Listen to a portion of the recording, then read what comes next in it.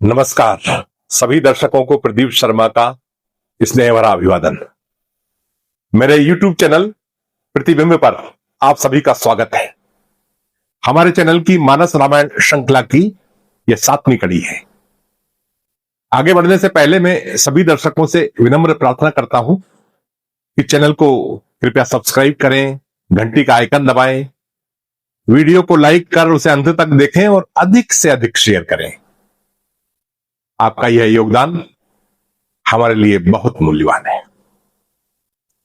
पिछले अंक में हमने श्री रघुनाथ जी की शिशु लीला की चर्चा की थी। राजकुमारों के थोड़ा बड़े होने पर उनकी शिक्षा व्यवस्था की चर्चा श्री रामचरितमानस में मात्र 1/4 में पूरी कर ली गई है कि भय कुमार जब ही सब भ्राता, दीन जनेऊ गुरु पितु माता, और गुरु ग्रह गए पढ़न रघुराई, अल्प काल विद्या सब पाई। श्री वाल्मीकि रामायण में राजकुमारों की शिक्षा का प्रबंध किस प्रकार किया गया है इसका वर्णन नहीं मिलता, किंतु यह बताया गया है कि सभी राजकुमार वेदों के विद्वान, ज्ञानवान, घुड़सवारी और रथ हाँकने की कला में प्रवीण और धनुर्विद्या में पारंगत थे। समय बीतता गया और राजकुमारों की विवाह योग्य आयु हो गई। श्री वाल्मीकि रामायण में बताया गया है कि एक दिन महाराज दशरथ पुरोहित तथा बंधु बांधवों के साथ पुत्रों के विवाह के बारे में चर्चा कर रहे थे कि तभी वहां मुनि विश्वामित्र जी आ पहुंचे। महाराज दशरथ ने उनका स्वागत किया और सभी ने उनके आने का उद्देश्य जानना चाहा। विश्वामित्र जी ने बताया कि मैं एक यज्ञ कर रहा हूं जिसमें मारीच और सुबाहु नामक 2 राक्षस विघ्न डाल रहे हैं, और चूंकि वो यज्ञ आरंभ कर चुके हैं इसलिए अब वो किसी को शाप भी नहीं दे सकते। अतः उन्होंने कहा कि मेरे यज्ञ की रक्षा के लिए आप अपने राजकुमारों राम राज को मुझे दे दें। दशरथ जी मुनि की आज्ञा सुनते ही अचेत हो गए। होश संभालते ही उन्होंने निवेदन किया कि मेरा राम तो अभी पूरे 16 वर्ष का भी नहीं है, वह राक्षसों से युद्ध कैसे करेगा। महर्षि, आप मेरी अक्षौहिणी सेना को ले जाएं और सेना के साथ मैं स्वयं भी चलूंगा और निशाचरों के साथ युद्ध करूंगा।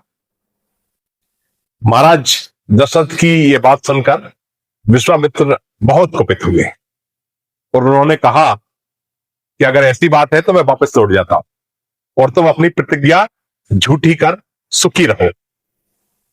विश्वामित्र जी के रोष को समझकर मुनि वशिष्ठ जी ने दशरथ जी को समझाया और उन्हें श्री राम को विश्वामित्र जी के साथ भेजने को तैयार किया। तो फिर दशरथ जी ने स्वयं ही लक्ष्मण को भी श्री राम के साथ जाने को कहा। पिता की आज्ञा पा दोनों राजकुमार धनुष तथा तरकस धारण कर मुनि विश्वामित्र के पीछे चलने लगे। श्री रामचरितमानस में भी यही प्रसंग इसी प्रकार ही आता है। सूक्ष्म अंतर यही है कि मानस में महर्षि विश्वामित्र राम लक्ष्मण दोनों को ही मांगते हैं, किंतु रामायण में विश्वामित्र जी सिर्फ राम को ही मांगते हैं। किंतु दोनों राम कथाओं में विश्वामित्र जी के साथ राम और लक्ष्मण दोनों ही कुमार वन में जाते हैं। मार्ग में जाते हुए ही मुनि ने ताड़का को दिखाया, जिसके प्राण श्री राम ने एक बाण में ही हर लिए। रास्ते में ही मुनि ने राजकुमारों को अस्त्र शस्त्रों का ज्ञान दे दिया तथा दिव्यास्त्र भी प्रदान कर दिए। आश्रम पहुंचकर श्री रघुनाथ जी ने मुनि से कहा कि अब आप निडर होकर यज्ञ करें, हम उसकी रक्षा करेंगे। जैसे ही यज्ञ शुरू हुआ, मारीच यज्ञ का ध्वंस करने आ पहुंचा। श्री राम जी ने उसे एक बिना फल का बाण मारा, जिससे वह 100 योजन के विस्तार वाले समुद्र के पार जाकर गिरा। फिर सुबाहु को अग्निबाण से मारा और इसी बीच लक्ष्मण ने राक्षसों की बाकी सेना का संहार कर डाला। श्री वाल्मीकि रामायण में भी यही प्रसंग लगभग इसी प्रकार का है, किंतु उसमें ताड़का को ताटका कहा गया है तथा उसकी उत्पत्ति, विवाह तथा शाप की कथा बहुत विस्तार से बताई गई है। और स्त्री होकर भी ताड़का का वध क्यों किया जाना चाहिए, इसको भी विश्वामित्र जी ने समझाया है। ताड़का, मारीच और सुबाहु के प्रकरण में मानस की तुलना में रामायण में चर्चा काफी विस्तार के साथ है। मानस में चर्चा है कि सुबाहु के वध के बाद महर्षि विश्वामित्र को धनुष यज्ञ का समाचार मिला और तथा उसमें वो भाग लेने के लिए राजकुमारों सहित चल दिए, लेकिन मिथिला के मार्ग में उन्हें गौतम ऋषि का आश्रम मिला। वाल्मीकि रामायण में भी मुनि विश्वामित्र राम लक्ष्मण से कहते हैं कि मिथिला के राजा जनक का परम धर्ममय यज्ञ प्रारंभ होने वाला है और हम लोग उसमें जाएंगे। मानस में विश्वामित्र जी धनुष यज्ञ की पृष्ठभूमि नहीं बताते, किंतु रामायण में विश्वामित्र जी शंकर जी के धनुष की पूरी कथा सुनाते हुए बताते हैं कि यह धनुष मिथिला नरेश जनक जी के पास कैसे पहुंचा। मिथिला जाते हुए गौतम ऋषि के आश्रम तक पहुंचने पर मुनिराज ने राजकुमारों को कई कथाएं विस्तार के साथ सुनाई, जिनमें पुष्पनाभ की कथा, ब्रह्मदत्त के साथ पुष्पनाभ की कन्याओं का विवाह, गंगा जी की उत्पत्ति, कार्तिकेय का जन्म, राजा सगर और भगीरथ, दिति और कश्यप की कथाएं मुख्य हैं।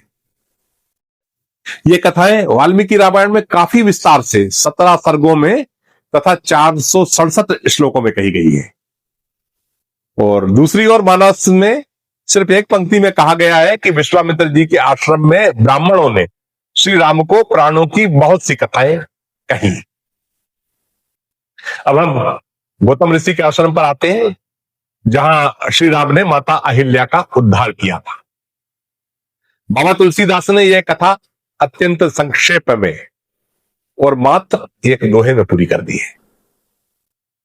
मानस में इस कथा में सिर्फ इतना कहा गया है कि मुनि ने गौतम ऋषि के उजाड़ आश्रम में एक शिला को दिखाकर कहा कि यह गौतम मुनि की स्त्री अहिल्या शापवश पत्थर की देह धारण किए आपके चरण कमलों की धूली चाहती है। श्री राम जी के चरण का स्पर्श कर माता अहिल्या पत्थर की शिला से जीवंत नारी बन गई। फिर उन्होंने गौतम ऋषि को याद कर शाप देने के लिए उनका आभार माना, क्योंकि उनके शाप के ही कारण तपोमूर्ति अहिल्या को भगवान के साक्षात दर्शन सुलभ हुए।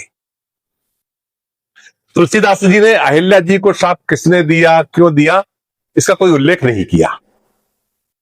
दूसरी ओर वाल्मीकि जी ने इस कथा का विशद वर्णन 2 सर्ग में किया है। गौतम ऋषि के तप से विचलित होकर उन्हें क्रोध दिलाने के लिए इंद्र द्वारा अहिल्या से छल करना तथा इसकी जानकारी मिलने पर गौतम ऋषि द्वारा शाप देने की कथा हम सभी ने रामलीलाओं में तथा श्री राम पर बनी फिल्मों और दूरदर्शन धारावाहिकों में अवश्य देखी होगी। रामलीला की यह कथा वाल्मीकि रामायण की कथा का अति संक्षिप्त रूप है और हम सभी अवगत हैं कि जब भी किसी वृहद कथा का संक्षेपीकरण किया जाता है तो मूल कथा के सभी भावों, कलेवरों, रंगों को सुरक्षित कर पाना संभव नहीं होता। मूल कथा के सिर्फ सार को ही व्यक्त किया जा सकता है और बाबा तुलसीदास ने तो इस प्रसंग में सार का भी सार लिखा है। सामान्य भक्तजनों के लिए भी कथा का सार ही अभिष्ट रहता है। अतः हम इस एपिसोड में पूरी कथा दोहराने के मोह का संवरण करेंगे। दोनों रामायणों में इस कथा में एक बारीक अंतर और है। मानस में कहा गया है कि श्री राम को माता अहिल्या पत्थर की शिला के रूप में मिली। वहीं वाल्मीकि रामायण में वर्णन है कि जब श्री राम गौतम ऋषि के आश्रम में पहुंचे तब उन्होंने देखा कि महा सौभाग्यशाली अहिल्या अपनी तपस्या से देदीप्यमान हो रही हैं, परंतु उन्हें इस लोक के मनुष्य, देवता आदि देख नहीं सकते। इस बात का अनुमान है कि बाबा तुलसीदास ने अदृश्य अहिल्या माता को पत्थर की शिला के रूपक में प्रस्तुत किया है। अहिल्या माता के उद्धार के बाद गौतम ऋषि अपने आश्रम पहुंचे और माता अहिल्या को अपने साथ पुनः पाकर सुखी हो गए। गौतम ऋषि के आश्रम से चलकर विश्वामित्र जी राजकुमारों के साथ मिथिला नगरी के यज्ञ मंडप में पहुंच गए। महाराज जनक ने अपने पुरोहित शतानंद जी के साथ मुनिवर और राजकुमारों का स्वागत किया। शतानंद जी गौतम ऋषि और माता अहिल्या के ही पुत्र थे।